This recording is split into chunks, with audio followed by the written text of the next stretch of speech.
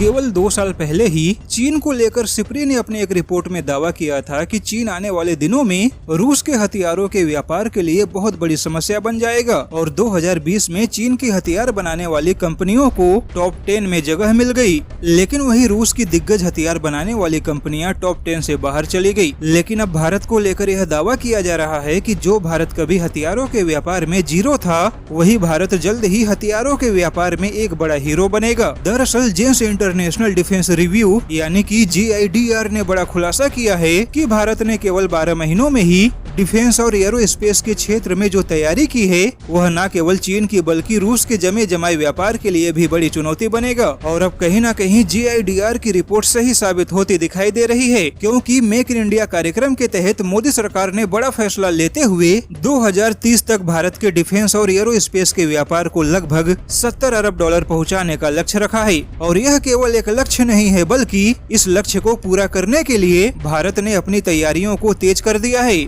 और इसके लिए मोदी सरकार प्राइवेट कंपनियों को बढ़ावा तो दे रही है, लेकिन मोदी सरकार डिफेंस और एरोस्पेस के क्षेत्र से जुड़े 250 से भी ज्यादा छोटे और स्टार्टअप कंपनियों को बड़े पैमाने पर फंडिंग करने की योजना बना रही है, जो भारत में ही जमीन से लेकर आसमान तक छोटे और बड़े सभी प्रकार के हथियार बनाएंगे। वहीं भारत खुद एक हथियारों का बड़ा बाजार है। ऐसे में देश में ही बने हथियारों को अपने ही देश में बड़ा व्यापार तो मिलेगा ही, लेकिन Bharat middle east, Asia, Africa और लैटिन अमेरिकी देशों में भी अपने हथियारों के व्यापार को बढ़ाएगा। और इसी के साथ भारत एशिया का पहला ऐसा देश होगा जिसके पास हथियार बनाने की एक बहुत बड़ी क्षमता होगी। ऐसे में देखा जाए तो भारत की सेना दुनिया की चौथी सबसे ताकतवर सेना तो है ही, लेकिन जल्द ही भारत हथियारों के क्षेत्र में भी दुनिया के 5 बेहतरीन देशों की लिस्ट में शामिल होगा।